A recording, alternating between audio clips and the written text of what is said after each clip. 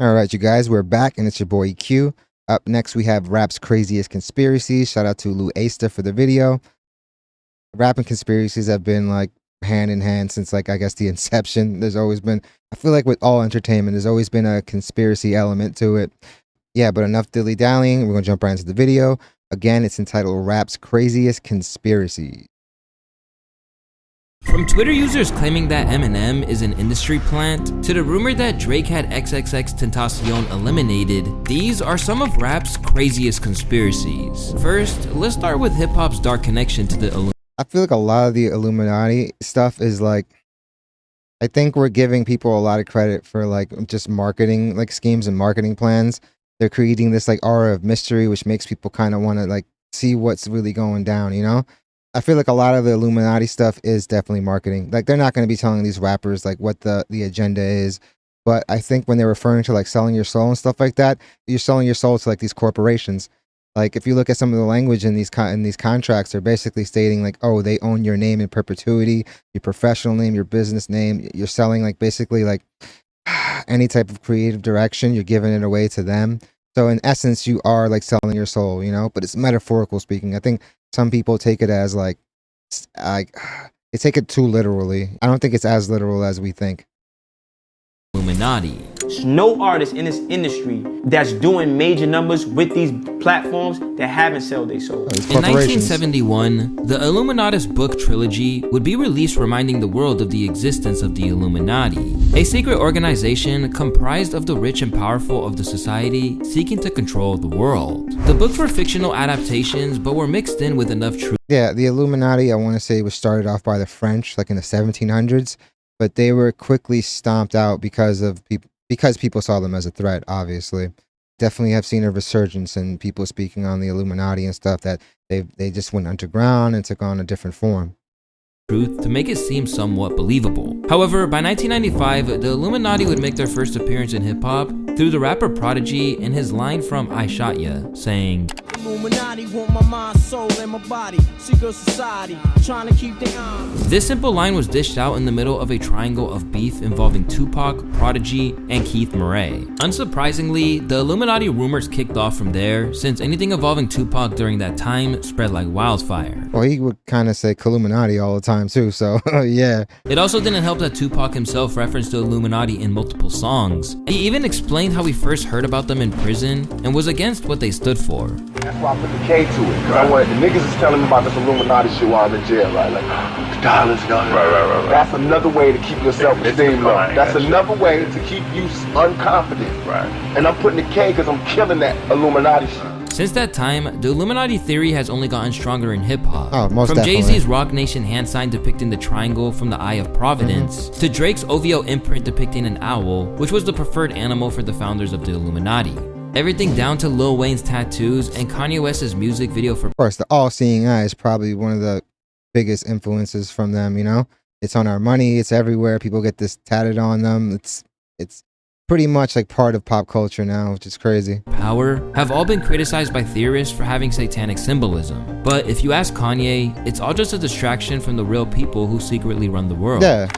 Where do I start? People ask me shit about Illuminati. First off, fuck that mean. When they think a nigga is stupid rich, people just start coming up with stupid shit. When asked about his ties to the Illuminati in 2015, Kanye West said, if there was actually an Illuminati, it would be more like the energy companies, not celebrities that gave their life to music 1000%. and who are pinpointed as decoys for people who really run the world. I'm tired of people pinpointing musicians as the Well, you can't be tired. The simple fact is that a lot of these artists use a ton of like Illuminati imagery and this type of satanic imagery, you know?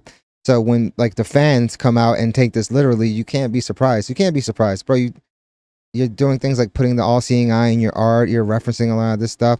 Like I said earlier, it does seem like a lot of like just marketing. Like, all right, we're going to create some type of like aura and mystery around you. And then more people are going to be like interested in seeing like what this artist is about. Or like, you know what? Or it could be something as simple as like, oh, if he's saying that he has the Illuminati behind him, then we should check out his stuff. I feel like it's a lot of it is marketing. What we think of as Illuminati might just be like these huge corporations that really do control the world. These corporations have a huge say and huge stake in the game. They really can like honestly pull the tide when it comes to like elections and who we're gonna let run and who's gonna get this and who's gonna get like the platform now, you know? Corporations, man. That might be what like people are saying Illuminati, but it probably really is the big corporations, like the corporate interests that have their hands in everything, whether it be like economical policies, whether it be like eco policies, like global warming initiatives and stuff like that. These people are in the business of making money. And of course, they try to have some influence, if not all the influence, over people that are making the decisions, which in de facto means they're probably making the decisions.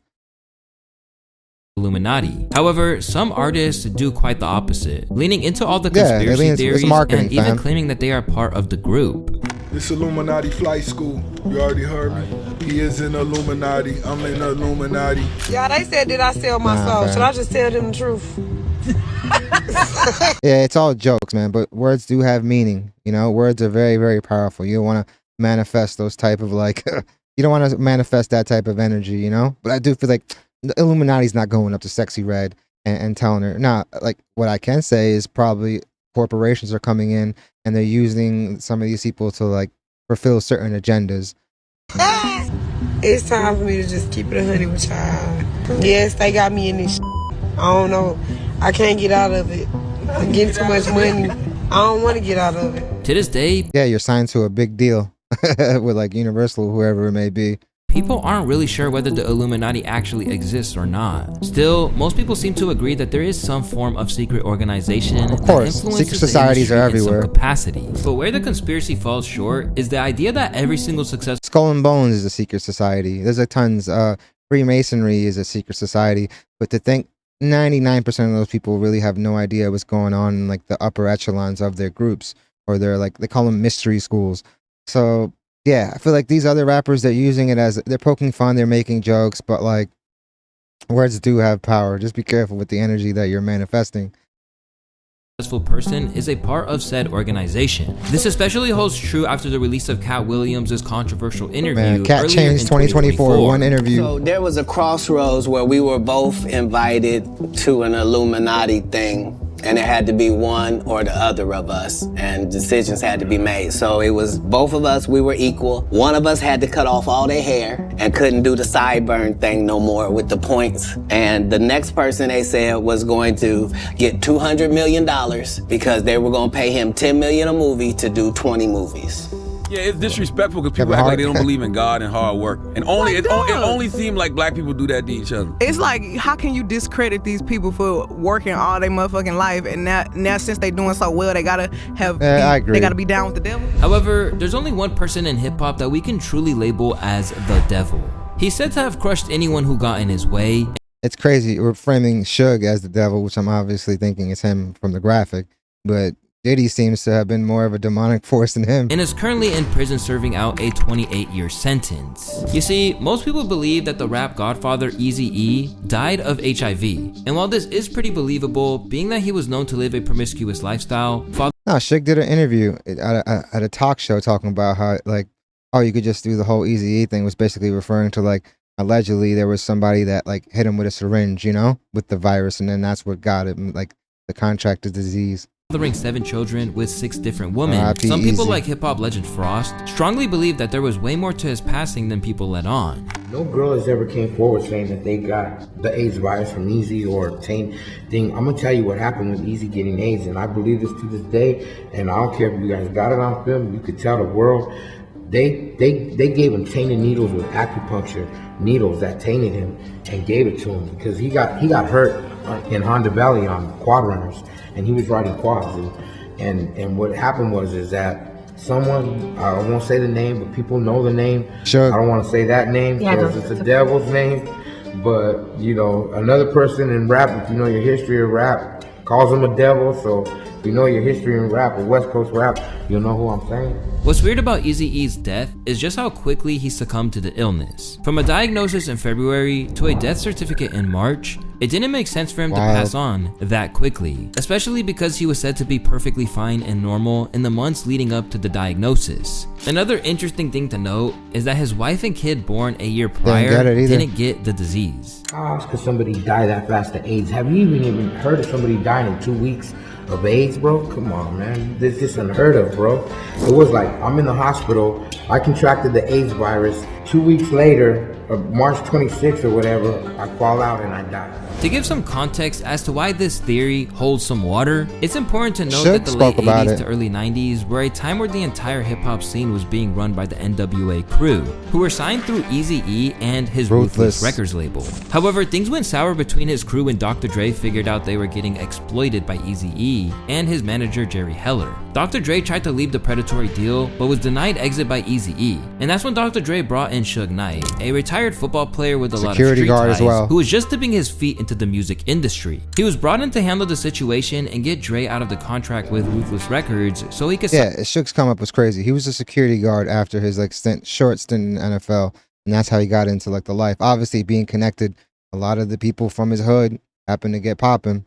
With Death Row, but this would mark the beginning of Suge Knight's notorious run in the music industry. It was said that he allegedly threatened Eazy-E and his manager with baseball bats, and when he didn't give in, Suge Knight pulled a piece of paper with his mom's address on it, forcing him to release Dr. Dre. After this, it was said that Eazy-E was planning to get rid of Suge Knight, but was convinced not to by his manager since they were still making a ton of money off selling records, and it wouldn't be worth it if he ended up in jail. But sadly, it seemed like the devil got him first. After recording Real Motherfucking G's, which was a diss track on Dr. Dre. Fast forward all these years later, and now there's a long-running conspiracy theory that Suge Knight was actually the one who killed Eazy-E by injecting the NWA legend with AIDS. And this theory would only intensify in 2003 when Suge Knight made an appearance on Jimmy Kimmel Live following his release from jail. During the interview, he shockingly revealed that his preferred method of eliminating someone was by injecting them with AIDS, rather than shooting them, and even referred to the fact he was so transparent, and this was like, what, 03 they said?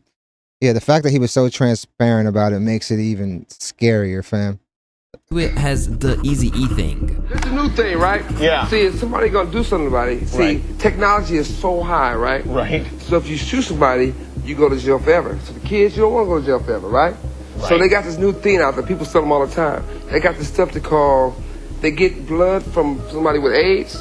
Yeah. And then they shoot you with it. Oh, so that seems bad. That's a slow death. Yeah. He's laughing about it. It's crazy. Oh, no. Okay.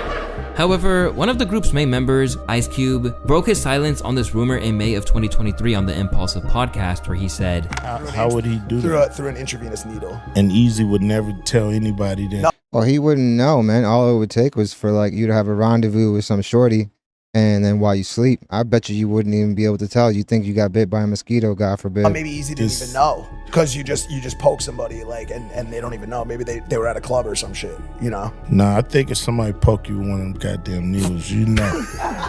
You know. Stupid ass. You know. I mean, just say this happened. Eazy would tell somebody, this motherfucker poked me with some shit. No, but it does happen. Well, not if you're conscious. If you're unconscious, remember, Dylan, didn't it used to be a thing for a while where like people were doing that and like you might not even now if he was this. unconscious, and I don't know, you know, it's like, I don't know. It just sounds crazy. If Eazy would have known he got poked, he would have said something. Yeah, if he didn't know he got poked, then the conspiracy lives on. It wouldn't be a hip-hop conspiracy video if we didn't talk about one of the most controversial artists to ever emerge from the genre. As Eminem rapidly began dominating hip-hop since he teamed up with Dr. Dre and Jimmy Iovine in 1997, some people believe that his placement in the game was orchestrated by the elites. And instead of him making it to the top through his lyricism or... People forget, like, M made it in his later 20s. He was around 27 when he, like, blew up. He was rapping for a minute. You could hear his albums from before, and they definitely had, like, they were different, you know? Who knows if the labels came in and they created this Slim Shady persona. or song-making abilities, the white rapper from Detroit, Michigan became one of the earliest examples of industry plants infiltrating the music scene. According to Wikipedia, the term industry plant commonly refers to musicians who quickly find success regardless of skill or merit, and purposely describe themselves as self-made and independent despite being heavily supported by a record label, or having other resources and connections to the music industry that they intentionally hide, while also being more focused on business than artistic expression. If you've Yeah, man. And also, an industry plant, many a times, like, the whole image is created and crafted by the label. They get them together with some of the best writers and producers, and they make your sound. You really don't have too much say. You're just literally like an empty vessel, which is crazy. listen to Eminem for any period of time, you would immediately be able to tell that none of these terms could be used to describe he's Eminem. super talented. While it might seem like he had a quick rise to fame because of the Dr. Dre cosign, people fail to mention the years he spent on the battle rap scene.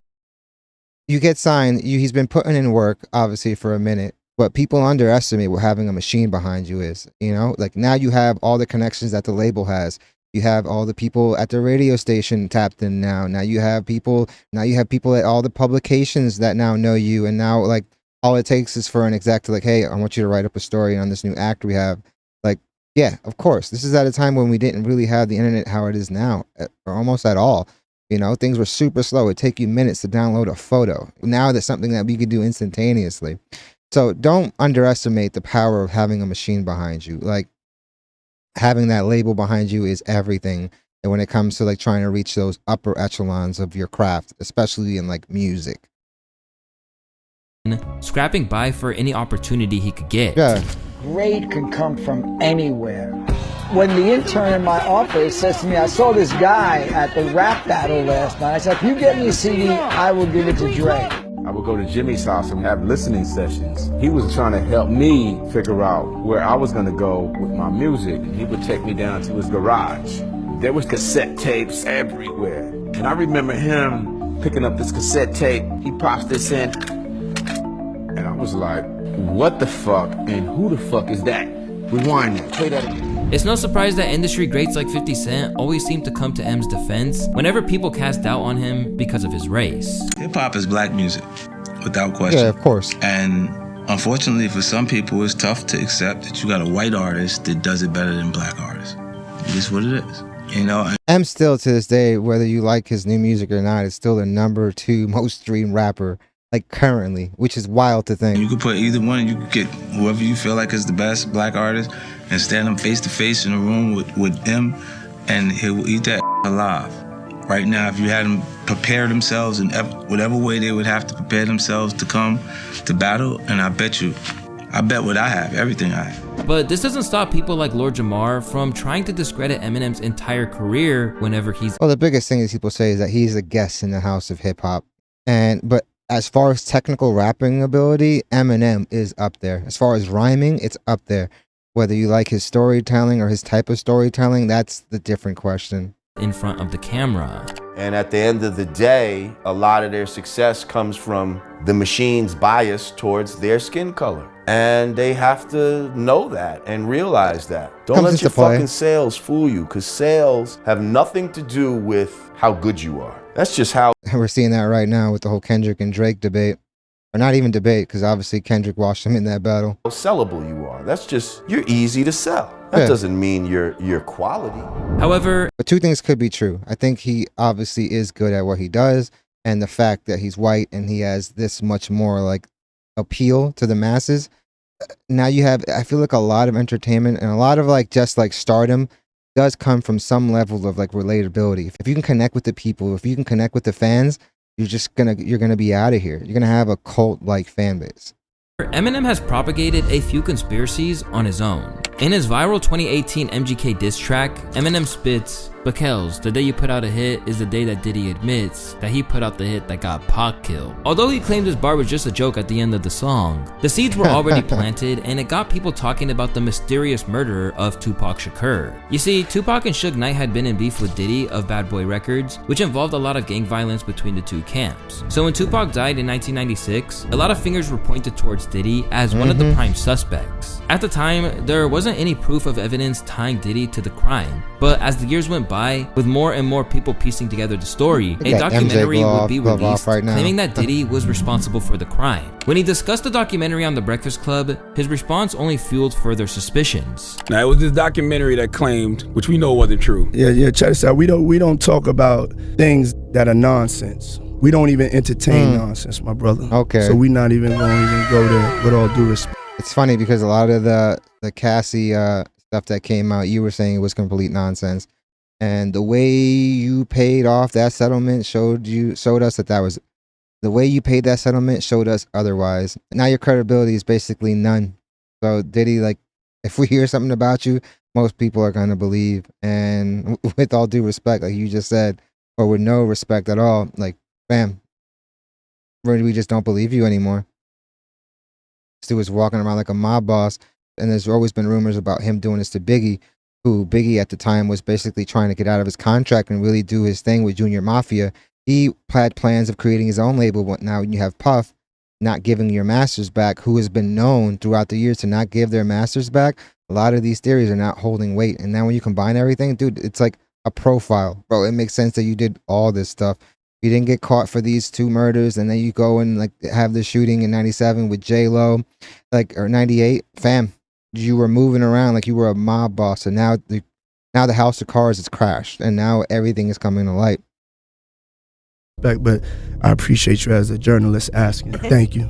Because you listen, 7 years ago, I'd have been Ominous like, yo, music you don't have to help. kill but no, you do it like a journalist. Yeah. No, I mean, we wouldn't even get into nonsense like that.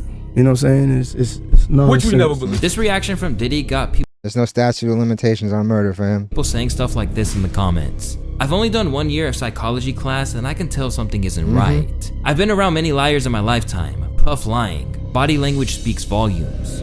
Fast forward to 2024, and there's no need to ponder anymore. As with all the new information coming to light about Diddy's many crimes and the alleged killer of Tupac's name dropping Diddy, it's pretty safe to say that Diddy was involved in some capacity. Keffe D is now charged with ordering Tupac Shakur's murder. Keffe D told the cops years ago that Combs offered $1 million to anyone willing to kill Tupac Shakur and Death Row Records CEO Suge Knight. It's important to note that Sean Combs has never ever been charged in connection to Tupac Shakur's death, but his name came up many times in the grand jury testimony that led to Keffe D being charged. The night that Tupac Shakur was killed, a witness testified that Eric Zip Martin, an associate of Sean Combs, gave Keffe D the gun the night that Tupac was shot. Well, that mystery can be said to be. And all this stuff came out because allegedly Keffe D didn't get his money. Wow. If not, who knows if he would have knew this stuff. Be solved. The fans of the deceased rapper xxxtentacion proposed another conspiracy theory involving Drake. The theory that Drake killed xxxtentacion didn't just come out of nowhere. In fact, Drake and X had been involved in the beef since Drake's hit song KMT came out, which X claimed was a copy of his flow of his hit song Look At Me, while the young rapper was in prison. Super similar if you haven't heard it yet. And believe it or not, this is a claim that a lot of people seem to agree with. Drake hit up a DJ that I fuck with, and bruh told me, he was like, yo, the nigga Drake watched your interview, he said he fuck with you, he saying he go call your manager within the next few days. Okay. So I'm amped up. Nigga, I fuck with Drake. Yeah. You feel me? Drake a genius. Initially, he was supposed to contact one of my managers, so he doesn't do it.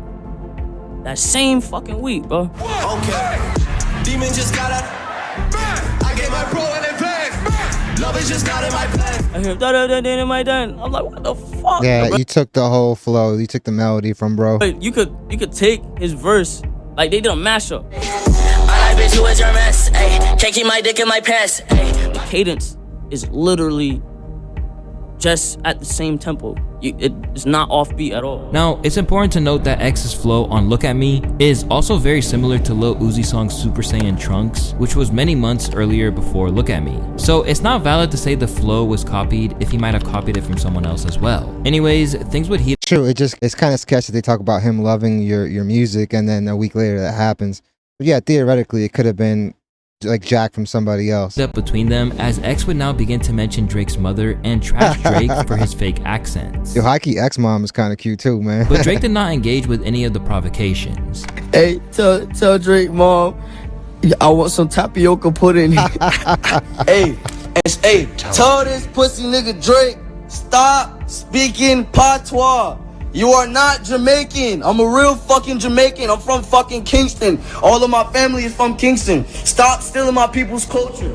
However, Drake's homie 600 Breezy from Chicago would get involved in the beef, which is now the main piece of evidence people are using to tie Drake to X's death. Anytime I asked my homie, can I get on somebody's ass, he always say no, and this time he just gave me a shrug, like it's whatever, because he took. Which X responded saying, I got a couple niggas that'll knock you off in your own city. In your own fucking city. However, the fact that these people go online and say these things on live is crazy to me.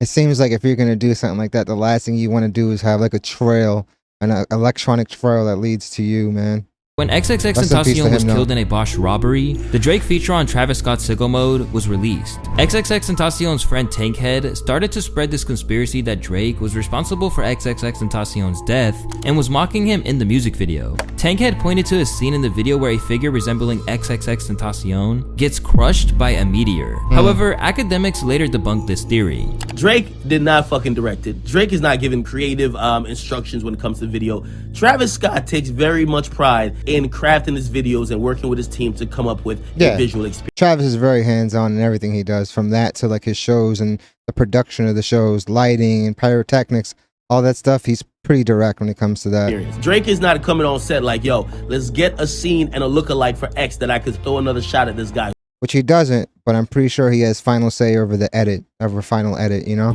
But the conspiracies only got stronger during that time, as people would begin to look through Drake's music and begin insinuating that Drake was making references after having X killed. He has lines like this from his song Upset, where he says, I go out on tour and I say I'm drinking less, end up getting loose and getting pictures from my XXXX, SMS XXX. That's the only time I ever shoot below the neck, which can easily be interpreted as shoot below the neckline is definitely damning. As taking pictures of girls as biddies, or xxxtentacion, who got shot in the neck.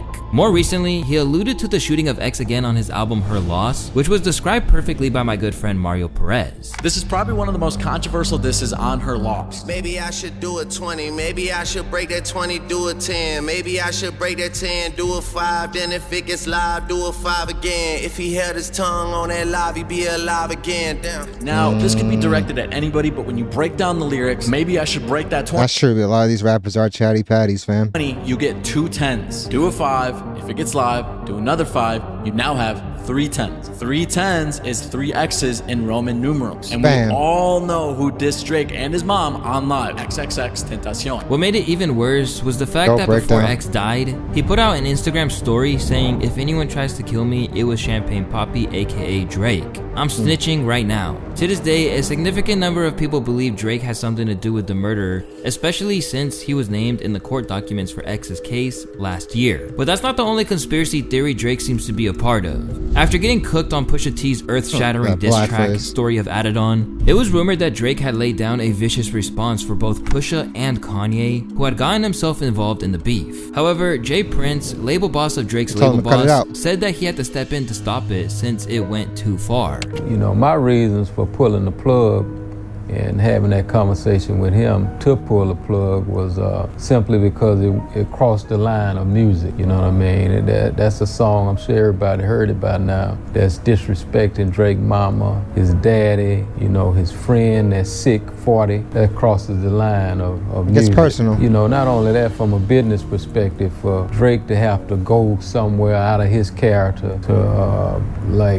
do what I know what he was about to do to Kanye, and both of them would have been damaging, you know what I mean? And I spoke with Kanye. Right. So Kanye, you know, he explained to me, man, I'm a family man and I don't want this either, you know. Of course, you don't want it to spill over into actual violence in the streets, have people that you know and love potentially get hurt, God forbid. So I could see why they try to pull the plug before it got to that level, because it was getting super personal, that beef.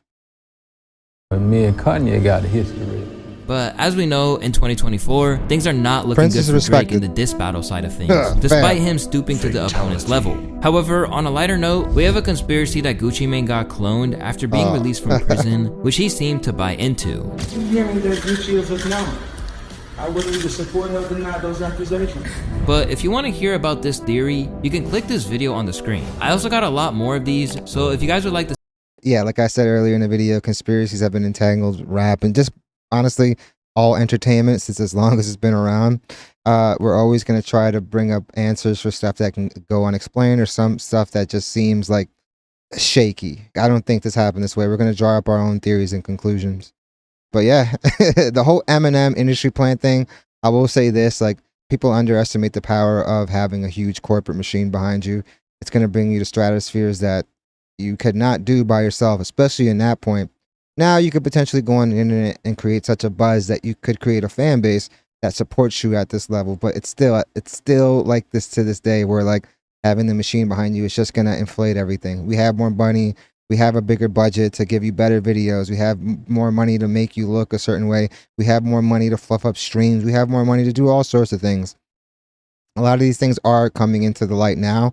We're starting to see what bots are. I feel like people are starting to get like an understanding of how the business sort of works, but people kind of always just think it's just about the art, and they kind of forget the fact that no, you still have to have a business behind it. It's the music business.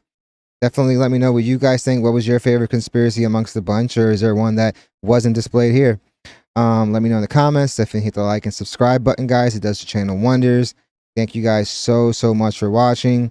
And yeah, hope you guys love the video, and I hope to see you guys soon. And rappers gotta stop talking on live. But yeah, man, hope to see you guys soon.